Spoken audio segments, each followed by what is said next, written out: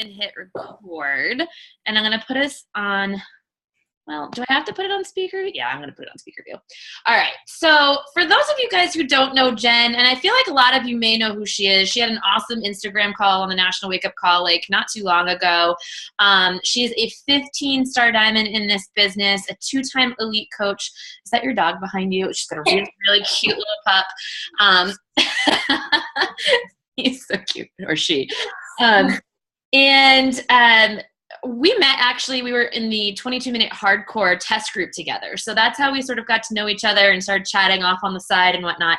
And I really love her. She's the sweetest, and she's super duper smart, and we're really lucky to have her here today. So get your notepads out and take some notes on this call. But she's just going to share a little bit of her story with us and how she grew her business so quickly and that sort of thing. And we'll kind of open it up for some questions too. Thank you so much. Yeah. Thanks for having me on. So I kind of just wanted to talk with you guys about how my start was a slower start in the business. I didn't come into Beachbody thinking that I was going to actually coach. I had gotten my degree in criminology and then got my master's in criminal justice studies, and I thought I was going to be a professor. Like, I thought I was going to teach criminal justice to college students. But such as life, I applied a million times and didn't get any callbacks. Like, nobody was interested because I didn't have any experience. So my dad, out of the goodness of his heart, decided to hire me. And his company, he was in like international consulting, security consulting. So my degree kind of fit in there, but for some of you, it might be relatable that it wasn't a passion. I didn't feel fueled every day when I woke up in the morning that this was something that I was called to do. I didn't really feel like I was helping anyone. Essentially, what I was doing was securing travel and bodyguards and whatnot for mega multi-millionaire people for their travel excursions that they took. So there wasn't a lot of self-fulfillment there. Like, it wasn't there. I had just had my second son, so Mason was like 2.5 months old and Parker was not even 2 when I signed up with Beachbody. And my coach, Stephanie Chico, she was kind of like, listen, you can take this in whichever way you want to go, which I loved. And so I always tell my new coaches coming in and coaches that I talk to in the business, like, don't force your coaches to go full throttle before they're ready, because number one, you could just completely turn them off, and there could be a lot of potential with that coach. But let everyone take the journey as slow or as quickly as they want to. Be there to guide them, not to push them. Because had Steph pushed me, I probably would have quit. So basically, I signed up for my discount, and I actually was just kind of in a social media mode in myself. I had a blog. I was kind of a mom blogger. So I had a little bit of a following, and when I say a little bit, it was probably like 400 followers on Instagram. So it wasn't anything crazy, but it wasn't zero either.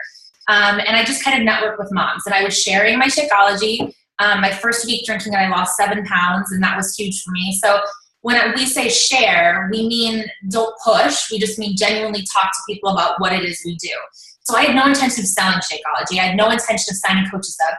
But by me telling people about my magic shake, which it felt like a magic shake to me at the time, and just showing my workouts, I went diamond in 3 months. I was a discount diamond, which means I made nothing, but I had that official rank title.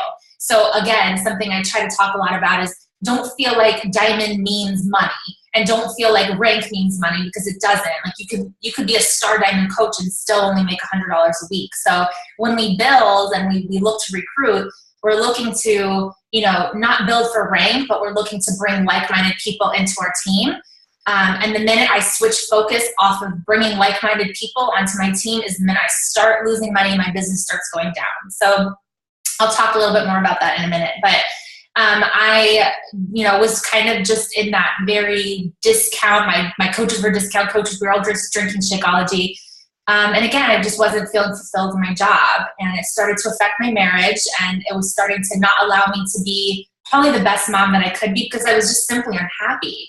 And it might sound silly and it might sound trite, and I know a lot of people are like, oh my gosh, Jen, you didn't have any real problems in your life, but you can't control your emotions. And I just know that for me, I need to feel like I'm doing something to help someone, to make someone feel better or happier. And that is what gets me going. And it makes me feel just like fulfilled. And my job wasn't doing that. And being a mom if any of you guys are moms, you know that it's the biggest joy, but sometimes it's not enough. You need to have your own identity. Like, who is Jenn outside of being Parker and Mason's mom? Like, who am I? And I think I lost that. And so I kind of just like took a step back, and I was letting like those naysayers come in. We've probably all dealt with them. Those people that are like, this is stupid. This is a pyramid scheme. Why are you wasting your education? You have a job. Like, what are you doing? I don't get it.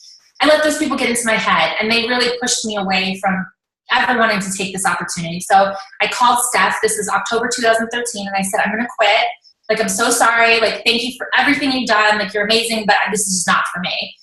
And I'm probably sure she like wanted to vomit or scream or something, but she was like, listen, Jenn, like, listen, okay, you like your Shakeology, you like, you know, doing your workouts, like, just do it for the discount.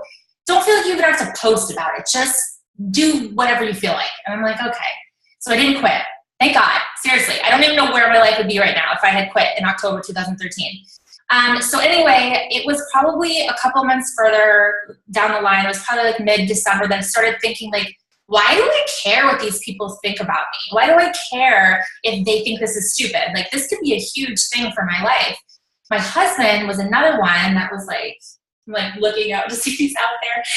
He was another one that like just was not about Beachbody. Like, every time I would pick up my phone to like post something, he'd be like, what are you doing? That stupid thing again. And like, super not into Beachbody. So that also made it hard. And so I understand the different struggles coaches have. You know, when family isn't supportive or friends aren't supportive, I totally get that, because that's what I dealt with. And I let it get to me for a year. I wasted a year, guys. Like, just hope like you guys watching and everyone like watching the recording, like you don't let the other people outside of you affect what you want. So we were at a New Year's Eve party, and we were driving home, and I just kind of turned to my husband, and I'm like, I'm not happy. Like, I mean, I love you and I love our kids, but I'm not happy. And I see like all these coaches in this network, they're like happy. Like, they're happy and excited, and like they're going on these fun trips, and like they're doing all these things and making good money. Like, what am I doing? Sorry, it's Minnie. I'm like, what am I doing? And he's like, well, you know, like, you should just give it more time with like beside things I was doing. And I was like, no, I want to do Beachbody. I'm going to go all in. I'm going to do this, and I need you to support me. Give me 3 months. 3 months is all I want you to do. Support me every single day. Do the workouts with me. Drink Shakeology with me. Give me 3 months. Like, I need 3 months. And he was like, okay. Like, I was all fired up, and he's like, okay, Jenn, you know what? Let's do this. Like, 3 months, let's do it. So I went from making like $50 a week, $25 a week in those 3 months to like $3,000 or $4,000 a week. So that's a huge jump. And you know what it is? It's mindset. It was all mindset. It was me telling myself, these people don't matter. I matter, and I'm going to buckle down and do this. And it also meant a lot of sacrifice for those first couple of months, because when I want to prove something to someone, I'll be damned if I don't prove it. So I was like, my husband's going to see that I can make this happen in 3 months. So I was juggling, you know, my children and being a mom and my other job. And at that 3 month mark, I was like, I'm quitting my full-time job. Sorry, Daddy. You're going to have to find somebody else to do all of that, because I'm not going to do it anymore. I am going to buckle down and do this. I was also doing like web design and web graphic design on the side too. Like, every little thing, you know, it's like $25 for a logo. And it's like, I might take 4 hours. So we can kind of in our heads see like how that might not make sense, how Beachbody has so much more opportunity than that. So what I did, and that's usually the first thing people ask me, they're like, how did you even do that? That doesn't even make sense. I've been coaching for a year, and I haven't been able to see those kind of numbers. To me, it's about growing your social media network. So I didn't have a warm market outside of those people that were my original 8. Seriously, those people like were my diamond. Like, they didn't change in that whole year. I didn't bring anyone else on. It was like just that. So I was like, it's social media growth. And I felt weird with Facebook. I just did. I just felt like people were judgy. It was a lot of my warm market. I just felt like every time I posted a fitness selfie, there was like, oh gosh, Jenn's posting another fitness selfie. I felt safer on Instagram. It just felt like that was my happy place. And you know what? Instagram is still my jam. That's where I do all my recruiting, all my building is Instagram. But I have come back to Facebook, obviously. But I also say, don't feel pushed to do that. If you feel uncomfortable posting on a certain social media platform, don't push yourself onto it until you feel ready. Focus on something else. We have so many forms of social media to focus on. You don't have to force yourself to do something that you don't feel comfortable with. So Instagram, I made it a goal for myself to add 50 new people a day, to follow 50 new people a day, and interact with 50 new people a day. And guys, this could be really simple. This could be like liking their post and being like, your dog is adorable. I love that sweater. That looks like such a fun vacation. Simple commentary. You can get it done in an hour. I took an hour every day to add those 50 and to network with them. What I did at the time was I used pen and paper. And after a couple months of adding 50 people a day and trying to track them, it was a disaster. So if you're gonna try to add that many people a day, I really recommend using like a spreadsheet, or I use Google Sheets. And my Google Sheet is basic. It just has the person's name, has their Instagram name, it has the date that I followed them, because I feel like that's important. If you're not getting any sort of interaction with these people after like maybe a month of following them, I just don't feel the need to continue wasting time. Let them keep following you, or you keep following them, whatever you want to do, but I don't make an effort to keep posting on their stuff after a month. And then the other column is notes. So my notes section is crucial on your spreadsheet, because if you're following so many people a day, you'll start to forget why you decided to follow like Jane Star 516. Like you don't remember why. So your notes, you're telling yourself, I can see this girl being on my team. She has triplets. She lives on a farm. She eats organic vegetables, whatever it was, why you decided to follow her. Put those important things in your notes and remind yourself that they are important and that they need to be followed up with.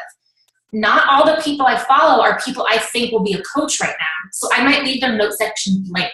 That's me telling myself, you don't need to put more effort into them. You saw maybe there was a connection, you had something in common, but where they're at right now, you don't see them wanting to become a coach. So I kind of do that with myself, and then I was doing 50 people a day then. Now I probably do maybe 10 or 15, but when you're in build mode and you're in grow mode, you need to really put big numbers out there.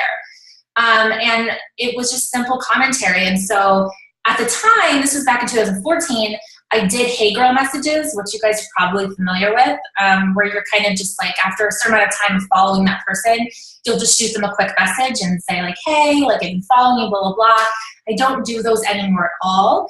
And here's why. And again, my way is not the right way. Like there's all different perspectives, and that's kind of what I'm here, is just to give you mine.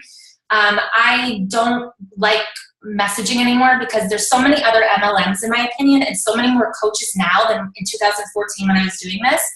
And not all coaches now are getting this training from like your awesome upline Joe, and like not everyone's getting this. And so they branch off and they're just like spam messaging people and being annoying.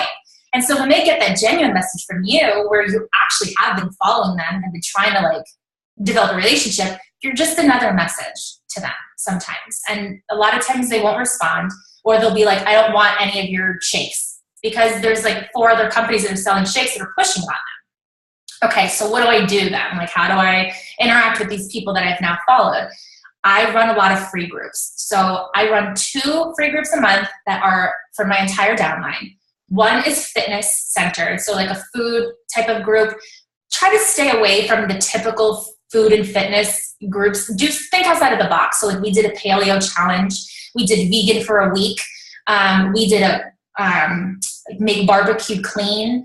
Right now we're doing like a back to school group. So it's kind of like family friendly meals that like your kids will eat, and stuff like that. So we always try to think outside of the box of like what kind of things might grab someone's attention. And then we also run a personal development themed group as well. So last month was the Happiness Project. This month, I'm still working on the template. I think I'm going to do Spirit Junkie. I don't know. I'm just going to take like a totally different like spin on the personal development. But here's the thing with the personal development group. You're attracting a different type of person when you bring them into a group like that. They might not be someone that's interested in fitness at all, but maybe it's their mindset. Maybe they're not interested in getting healthy and fit because they're not in a good place mentally. So having these kind of groups for them lets them start thinking a little bit outside of their own comfort zone of how they feel about things. And in my free group, I run them both in the same place. So my people that join for the personal development group, they're also getting to see the fitness group as well. And I had some doubts. I was like, well, people be annoyed. They came in for one thing. Now it's something else. But so far it's been awesome. And in fact, the personal development group we ran had more coaches sign up than my Glimpse into Coaching group that I ran that same month. So super interesting. It was like, you can give someone all the information about Beachbody that's out there. And you can say it in such a great way and make them feel happy and comfortable. But there's something about them finding themselves and almost coming to that conclusion themselves that you just can't do in a Glimpse group. That doesn't mean you shouldn't run them. You should still run them. But what I'm saying is you try to give as many opportunities to people to click with you as you can. And you're doing it in kind of this like really like natural and organic way. I say organic because it just naturally happens. When you present all these opportunities, they just naturally feel this relationship with you growing. And so when they do decide to buy a challenge pack or start Shakeology or want to work out or become a coach, you're the person they think of because they've developed this friendship and this bond with you on a different level. So I do them as like a rollover group, so all the same people still stay in the group. At the beginning of the month or like before we're about to start another group, I'll say to them like, hey guys, like we're starting a new group. This is what it is. This is how you leave the group if you want to leave the group. But you're more than welcome to stay. And most people stay. I really can't tell you that we've had people that are like, oh, I'm not interested, I want to leave. Jenn, can I interrupt you for a second? Yeah. So are you saying that you run like a free group like that has to do with some sort of health and fitness, and then when that group ends, you put up maybe like a message that says, my next group starts this, and you do always do like health and fitness first and then roll it into a PD group? Yes. Yeah. Okay. That's how I think it almost accidentally happened when I first started doing them. So that's kind of like our progression now. But it seems to be working okay. You know, like I think because you're having so many new people come in and then there's people that have been around before. And also the cool thing is, you know how you can bump things up? Yeah. So like people will be scrolling back, I guess, to see what else is in the group. And like my happiness project stuff, even though we're in my back to school group now, they're bumping it. And there's all this interaction on these posts that happened last month. So yeah, it kind of is one group that you just keep going and keep changing the subject of, and you keep people in there until they bounce out on their own. Yeah, really. I mean, yeah. Or unless we find out maybe they've signed up with another team. I'm really not super stressed about people from other teams being part of a free group because we're not really doing any recruiting in the group. So I really don't mind too much. I know some people are very strict about only wanting their team and their group. What I usually say is when people are like, oh, I'm working with so-and-so, I'll be like, well, reach out to your coach, let them know this is a free group. And you know what I mean? Just like common etiquette. You want to have the coaches like, but, and then what we do to kind of maybe try to transition those people into being interested in a paid group is we'll put up like the flyer in the group telling them about the challenge group we're running. And if they want information, I ask them to tag their coach. Because again, I have my whole downline as part of this, so I don't want anyone getting stolen by someone else. Right. But to tag their coach in the comments, and they'll give them more information about the challenge. And again, that seems to work pretty well too, you know, because it's like this kind of, we're not shoving it on you, it's out there. Another thing I've been doing that my coaches have been doing too that has seemed to work really well, when they transition these people from Instagram to Facebook. So you're running the groups on Facebook. I prefer it to the Challenge Tracker app. I think I'm just a creature of habit, and I just prefer it. But it's kind of great to be able to transition them to Facebook, your Instagram people, and that free group is a way to get them over there. So then everything else you post on Facebook, they're seeing, and they can kind of get to know you a little bit better than they might be able to on Instagram. And so then when we run like a different challenge or whatever, we set up a private event. Have each coach do it individually, and they put the information about the group in the event and a link to join it. And on average, I would say my coaches invite between 25 to like 200 people in that private event. And again, it's like non-invasive. It's like, here's the invite. This is what the group's about. Some of my coaches do a welcome video in the event telling what the group's about or whatever. And then there's a link to join. And then all we ask is like, just comment below if you're joined so I can put you down on my list, you know? And that's kind of how we do it with those free groups, to network with those people on Facebook that came from Instagram or even on Facebook. I mean, anywhere, you know, you can invite as many people as you want, but it's not that direct message where someone kind of feels like you've invaded their personal space and now they feel uncomfortable. So that's what we do with the the private events and kind of the switch over from Instagram. Something Brittany Powers told me, if you guys don't know her, she actually just hit the top 10 this year, a 2015 top 10. She's one of my success partners. And I'm like, how do you get, because I mean, obviously top 10, you have to think about how many people are hitting Success Club and how many coaches you're recruiting. I'm like, how do you do that? Like, how do you do it? And she's like, how many calls to action are you doing a week, Jen? And I'm like, one, maybe one. And she's like, I do 5. 5, like that's a lot. I'm like, but don't you feel like you're asking too much of your followers? And she's like, no, because I'm asking them something different each call to action. And then light bulb went off in my head. And I keep thinking about this ever since she told me. Like, let's say you're doing a call to action for coaching, right? There's so many different ways to share that you're hosting a glimpse group.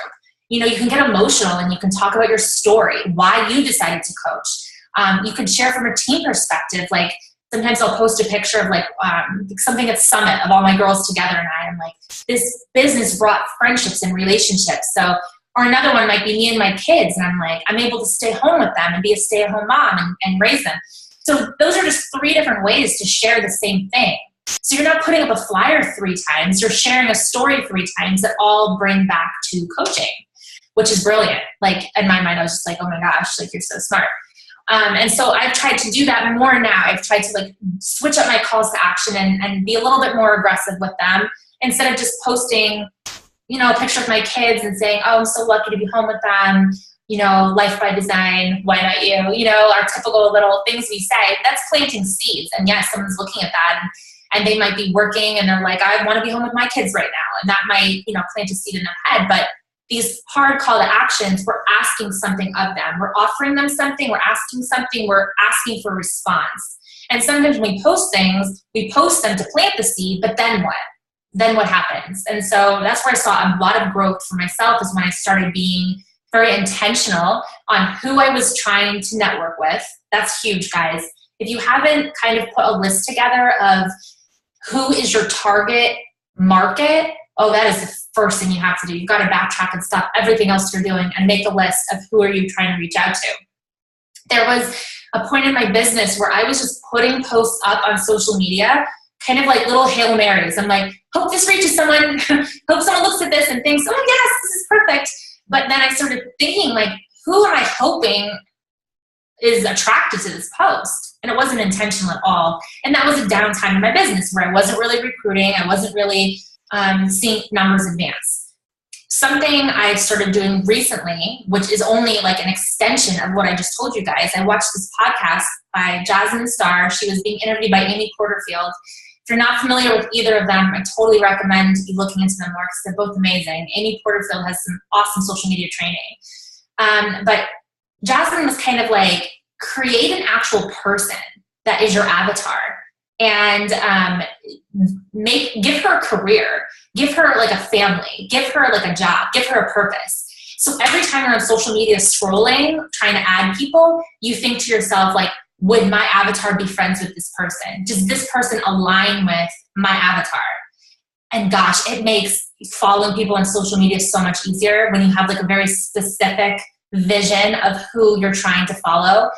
Some of my coaches are telling me like, well, I'm putting all this stuff out on my social media and I feel like I'm reaching out to the people that I want to find, but the people that like I hope to find me are not finding me. Like, how's that happening? I feel like only coaches find me.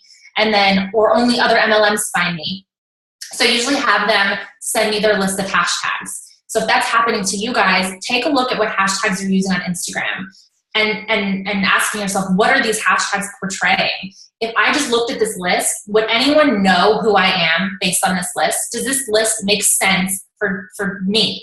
Or is it a bunch of hashtags that you hope somebody might find your picture and connect with you? And I've made that mistake too. I was putting InstaFit, FitMom, Fitspo, like your common fitness hashtags. And I wasn't really getting anyone besides It Works people or other Beachbody coaches following me or interacting in my posts. And so what I do now is so for me, and this will be different for all of you guys. So my system might not necessarily work for you at all. And I don't expect it to. So what you need to do is you need to kind of put a list together of who you are outside of Beachbody. And then research hashtags. So like I told you guys, my journey started as a mom blogger. So I've kind of gone back to that. And those are the women that I tend to connect with best. And I've researched a bunch of top mom bloggers, the hashtags they use on their posts and the hashtags that their followers use on their posts. And I've compiled a list of hashtags that I use on every post I make. And I switch it every 3 months.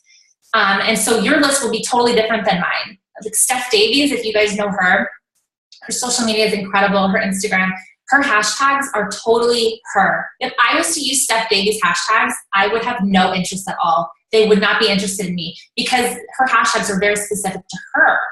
And so I would recommend, like, let's say you're into like DIY projects, you like doing like some home stuff, go to like the HDTV Instagram and click on their hashtags they use. The people that are following them, look at those people's hashtags. Find like a list that you can use on every single post. And I post it in the comments. I do like 5 dashes and you make it in your notes. I don't exactly know how Android's notes system works, but I'm sure it's similar to iPhone that you have like a notes app. And I copy and paste them in there. 1, 2, 3, 4, 5 dashes and then the list of hashtags below it. And I copy and paste into the comments. So my hashtags don't have to do necessarily with the post itself. They have to do with me and who I'm hoping to attract to my page. In the post itself, let's say I'm, drinking my shake and I just finished like a, country heat workout. I will hashtag country heat and I'll hashtag Shakeology in the post itself because those hashtags relate to what the picture's about. And then the comments are my other things. And I found that has been really helpful and like really getting like a larger response from the people I'm hoping that interact with me. Again, you guys hear a million times, and I'll say it again, consistency. Like if you're only posting once a day, it's going to be really hard for people to read your social media as a story. They need to feel like they can connect with you. So I try to say like 3 times a day. That gives you a chance to post about your fitness, but also gives you a chance to post about the other things you're interested in. For me, I try to always post a picture of my kids. They're a huge part of my life. And then I'll put something else, usually Florida related. Florida is another one of my niche markets. So I'm at the beach, I kayak, I'm in the pool, something outside. So if you go to my social media, you probably will see a blend of that. Something else I found is really helpful to find people in a way that you would never expect it are those funny e-cards. I have never had a lot of success with posting motivational quotes and getting a lot of response on them. The funny ones are usually ones that like bring in new people for me. You can hashtag like InstaQuote. Those are an okay time to do like a standard hashtag because you're going to get a wide variety of people looking at it. Oh my gosh, guys, like the other day, like the whole Jennifer Aniston and like Brad and Angelina broke up and the whole thing. I posted this silly meme. Like it was a picture of Jennifer Aniston and it was like, this is what karma looks like. And she's smiling, sitting on a chair. And I posted that with like a funny thing that my kid said. Like Parker was like, "Mommy, why are you laughing?" I'm like, "Oh, just this picture." And I showed him the picture and he's like, "I don't get it. It's just a lady smiling." And I'm like, "Oh my gosh, there's so much more." It had over 3,000 likes. I've never had that many likes ever. And over 600 shares. And I was like, "Oh my God, I could post a call to action like right now, like immediately, like all this traction." But I say this because you never know what little funny thing that you're going to post, something silly or quirky, will go viral. And you will get all these new people following you and all these new people that are interacting with you. So don't pigeonhole yourself into just posting your fitness stuff. Really think outside the box because usually it's the other things you post that are what ends up attracting people to you. So that's kind of in a nutshell, like how it's gone for me. And I will say 2014 was it was a big year of sacrifice for me. Don't think that it just magically happened that, I went from a diamond making $50 a week to 15-star diamond in 2 years. Like it's a lot. And I tell my coaches this too, and I'm going to tell you guys this. You don't need to feel like you have to be a 15-star diamond coach. You don't have to feel like you need to put in 12 hours of work a day. That was a choice that I made because I wanted to do that. But something I don't ever want to do is be a top 10 coach. I don't want to push for that. Like if you guys listen to Melanie at Summit, she talks about how she gets at 5:30 in the morning every day and without fail. And I don't want to do that. And so that's okay. It's okay that I don't want to be a top 10 coach. It's okay if you don't want to be a 15-star diamond coach. It's okay if you don't want to be a 5-star diamond coach. find the goal that you have for yourself. If it's making $150 a week, $500 a week, take that goal and that's what you own. And you work just as hard as you have to get to that goal. And we all have different goals. So, you know, some of my coaches, they're like, I just want to like pay for my Shakeology. That's all I want to do. And then I have other coaches that want to make a 6-figure business. So just look at yourself and don't feel like you have to be anything you don't want to be or push for a goal you don't want to push for. Don't feel like you have to work, again, so many hours in a day and sacrifice and do all these things unless that's what you want to do. And that's the beauty of this business. I mean, the ceiling is endless, in my opinion. I look at these coaches that are making just like Christine Dwyer, gosh, I can't even imagine, probably like $4 million a year. I mean, insane. But can you imagine all the work that she put in to get there? Do you want to work that hard? And you just have to ask yourself that. And then reverse engineer your goals to meet those smaller goals. So again, don't set out and tell yourself like, I want to be 10-star diamond as a diamond coach. Tell yourself, I want to make $1,000 a week and I want to go from diamond to 1-star or 2-star. But if you set this unrealistic goal, you just get frustrated when you don't hit it right away. So for me, what I told myself is I never said I want to hit 15-star. I said I want to bring 5 of my coaches to 6-figure earners. That was just my personal goal.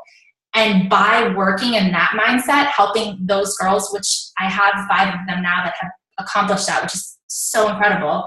But 15-star just came naturally with that mindset of I want to help them reach their own goals. So I think I said it before earlier when I was talking, but don't push for rank, push for a goal, and the rank will come, the money will come if your mindset's in the right place. So that's kind of my spiel, Joan. Awesome. I think that was such an amazing call.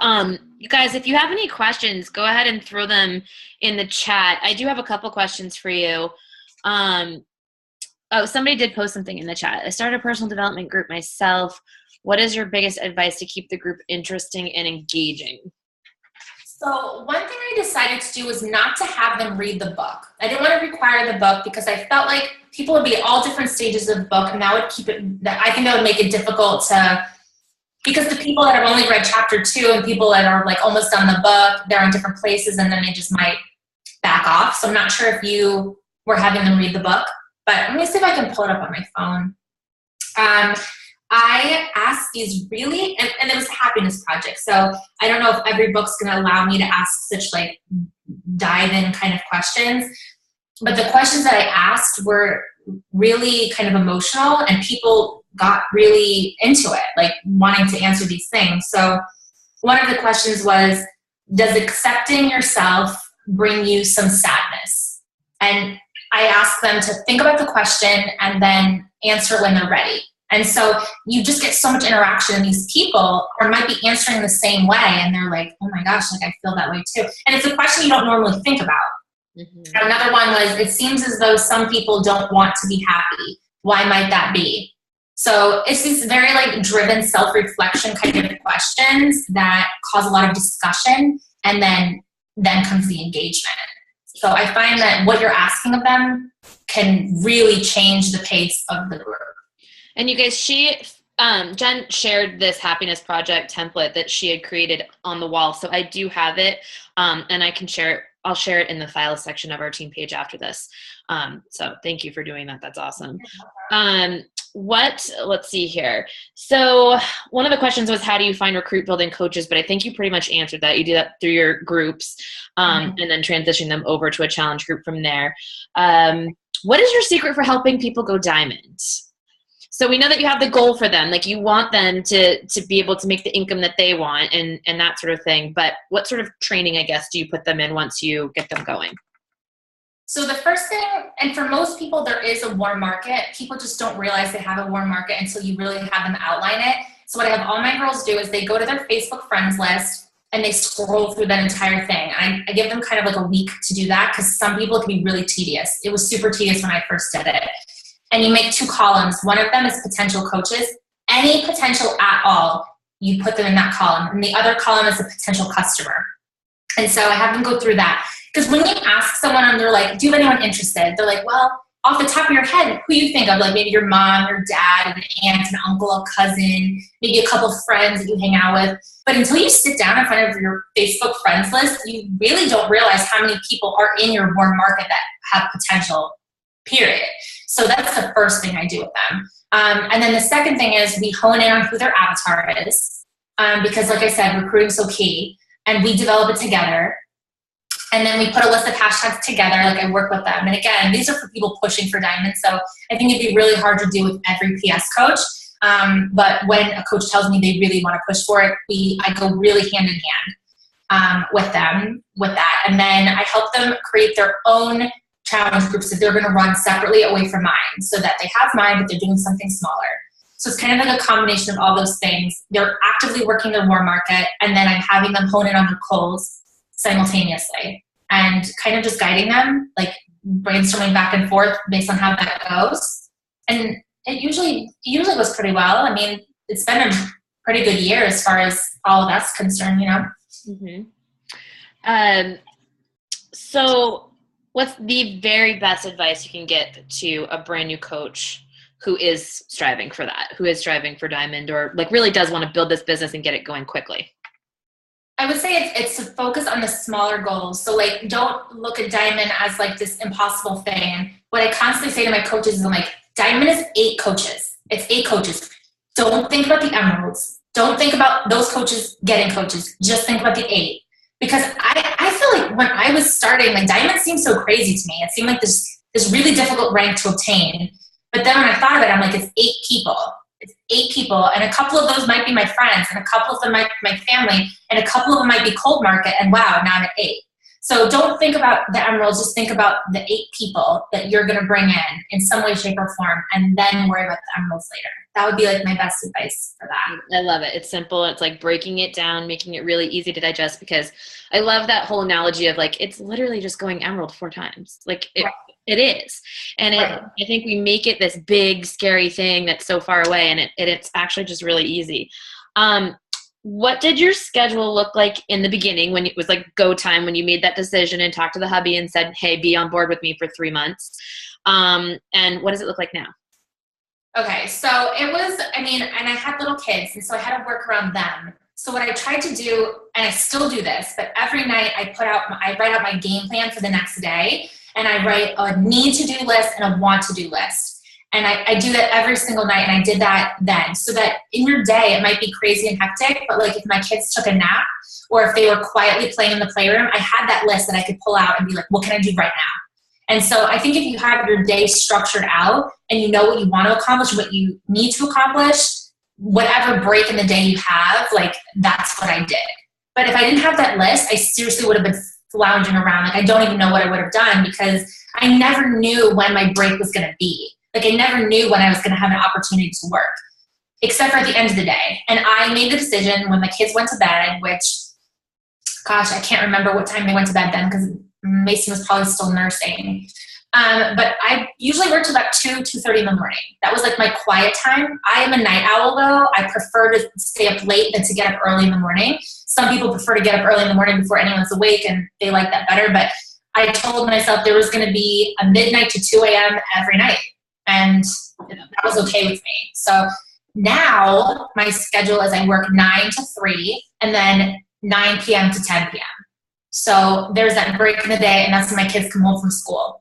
And I don't really do anything at all when they get home. I want to be present with them. We have to remind ourselves, like, why are we doing this? And for me, it's so I could be home with my kids. So why did I do all of this if only to not spend time with them? I will say, though, that if it's a potential coach, or if it's a potential coach, or if it's a customer that like really needs something, like maybe, I don't know, like they're having issues, like customer service issues or something, I will sporadically check my messages and emails so I'm there for them within that time period, because a potential coach doesn't understand my schedule just yet, but you need to balance your time and not feel like every time a message pops up you have to answer it. Like, people need to respect your time. And think about the workplace though, you know, like when someone in the workplace like would email you, you usually don't email back within 5 minutes. You know, it's usually not how you're working, you're doing other things. So just because you're at home doesn't mean you should lose all that sense of structure. So that's usually what it is, 9 to 10 p.m. Sometimes I work a little bit later than 10, but on the most part, it's 9 to 3 and then 9 to 10. Gotcha. Very cool. And I think Dominique had a question. During the 3-month push in the beginning, what did you do for personal development? Oh gosh, I don't remember. I mean, I know that I was one of those people at first that were like, I don't need this. This is stupid. Like, I'm fine. I don't need those books. But you quickly realize that personal development isn't just for people that have a problem. It's to like hone in on who you are and better yourself. And so I think like I came to that kind of realization. I want to say the first book I read was Girl Boss. And I was like, oh my gosh, so personal development books don't necessarily have to be like, step 1, take a deep breath. Like step 2, meditate. Like, and I totally thought that's what personal development was. And then Girl Boss was like, wow. And I think the second one I read was You Are a Badass, I think. Gotcha. But anyway, yeah, that's kind of my. I know you said you were thinking about doing a spirit junkie book, and as you know, Gabby's like our jam. But we did a group a while back, and we used May Cause Miracles instead because it's her 40-day guidebook. So like it was really simple to be like, okay, read this in the morning, nighttime, do your little writing assignment or do your little meditation assignment or whatever. So that one's a cool idea for you if you. Oh, that's really smart because it does have that guidebook. Yeah.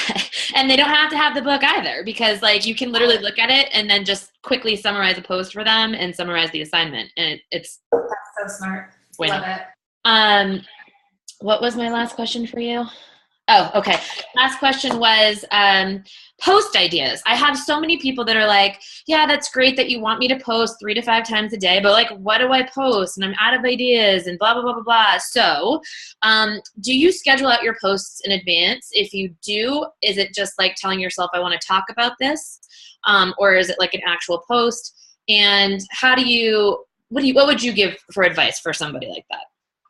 So we talked about kind of how you put that little list together of all the things about you outside of Beachbody. And that's the list that I have my coaches kind of focus on when they're posting. So if you have 10 things on your list, pick 3 of those things that you're going to post about that day and have fitness be one of them and have the other 2 be something else. But I have that visualization list for myself. Like if Florida is my niche, I want to make sure I'm posting about that. If my kids are part of my niche, I want to post about that. Usually if I'm going to post a call to action, I will say that I schedule out mentally, I'm going to post like a funny quote or something because that drives a lot of traffic to my Instagram. And then I will post that call to action. So the only post that I plan out is my call to action. I kind of try to base the rest of the posts in my day around that one of what is going to make that post the most seen. But I would say the biggest key is writing that interest list out. So you're not necessarily scheduling your social media like, today I'm going to post a picture of my dog. But like I network with other Boston Terrier people that like are obsessed with their Boston. So that's a little niche, you know? So I know if I'm going to post a picture about Minnie, I'm going to be prepared to have all those hashtags ready that relate to that. Does that make sense? Totally. Okay. Totally. And your answer just made me want to ask you one more question. I have a lot of coaches who, when they are first getting started will say, well, can I create a new Facebook page or can I create a new Instagram? Because I really don't want these people to see photos of my kids. What is your advice for them? Sorry, my face just like looks sad. You're like, it's a bad idea. And I'm talking with one of my downline diamonds about this. We were talking about it this morning, actually. She like does not feel comfortable posting pictures of her kids. And I said, then motherhood cannot be your niche. It can't. Like you have to pick something else. And that's fine that you don't want to do that, but do not think that the moms are going to relate to you when they see no pictures of your children because they won't. They're not going to get that. They're not going to understand it because here these moms are posting pictures of their kids. That's why you knew that they were also a mom. So they're not going to get it. And they'll also be leery of the fact of you want them to join you, yet you're scared to post pictures of your kids. So I just straight up told her, like, that's not going to be your niche. Let's figure out something else that we can dive into for you. I will say this too. And I worked in like that security world. So your private profiles is a complete false sense of security. So if you feel like I'm private or I'm going to make a new page or whatever it is, like it's all a false sense of security. If somebody really wanted to see your pictures, if they're a bad person, they're going to see your stuff. the amount of cybercrime that actually happens is very, very low. It's a very small percentage. In fact, all the years my dad's been doing this for 10 years, he's had one kidnapping based on the internet in 10 years of thousands and thousands of clients. And we're talking high profile clients. We're talking about multimillionaires, not us as Beachbody coaches. There's not as a real benefit for someone to want to kidnap one of our children or anything like that. As far as and I hear all of this. So I'm saying this because I hear the same thing from my coaches. As far as there being perverted people on the internet, oh, they're there. I mean, they've always been there. But it's the internet, and this is where our lives are moving. We can't protect our kids from the internet. This is where they're probably their whole life is gonna be centered around it. But be conscious of what you're doing. Don't be reckless about your posts. So I feel totally fine posting pictures of my kids. On Facebook, I choose to have pictures of my kids friends only. I have 4,800 friends. I don't know all of them, but that's a choice. On Instagram, everything's public. Facebook, what else do I do differently on there? Pretty much everything else is public on my Facebook except for albums of my kids. And I'm trying to think of what other, like one of my coaches, she'll switch her Instagram private to public. So if she does like a call to action, she'll turn it public. And then when she finishes that, she'll turn it back to private. I just personally think it's a false sense of security that you have with it. And then if we're talking about creating a whole new profile, I always discourage that because you're losing your whole warm market when you're doing that. And if you're creating a new profile, you're going to have to build based on what? Like a fitness niche, which is the hardest niche to get into. Someone's already into fitness, they most likely are already into fitness and they don't want to switch. So your best bet in recruiting is to find someone outside of the fitness niche. Not saying it won't ever happen, just saying I've been doing it a long time. Especially those BBG girls. I'm obsessed with Kayla Estites, but trying to get them to cross over away from her is like hard. I know. All right. Any other questions, guys? Thank you so much for taking the time today to do this. I like just was saying to everybody before you jumped on, I'm like, I'm kind of digging this like noon thing. Like we're done with our team call and I can just be done with my day. It's so nice. And then like everyone else can catch the recording whenever they have time. So it's like best of both. I really need to get a lot better at managing my time and like balancing my time and being very like a lot more careful of like just, you know, my time and those lines that can get crossed because like, you know, you can be like therapist, best friend, coach, oh, right. Yeah. Yada, yada, yada all day long every day. So awesome. Thank you. I think this call is amazing. I can't wait for everybody else on the team to watch it. So many good ideas and takeaways from this. I really appreciate it. Oh, you're so welcome. Thanks for hopping on, guys. Bye, everybody. Enjoy the rest of your day. And I can share this with you too, Jenn, if you want to. I'm going to put it up on YouTube, so I'll send you the link. Okay, perfect. Thanks. All right. Bye, guys. Thank you.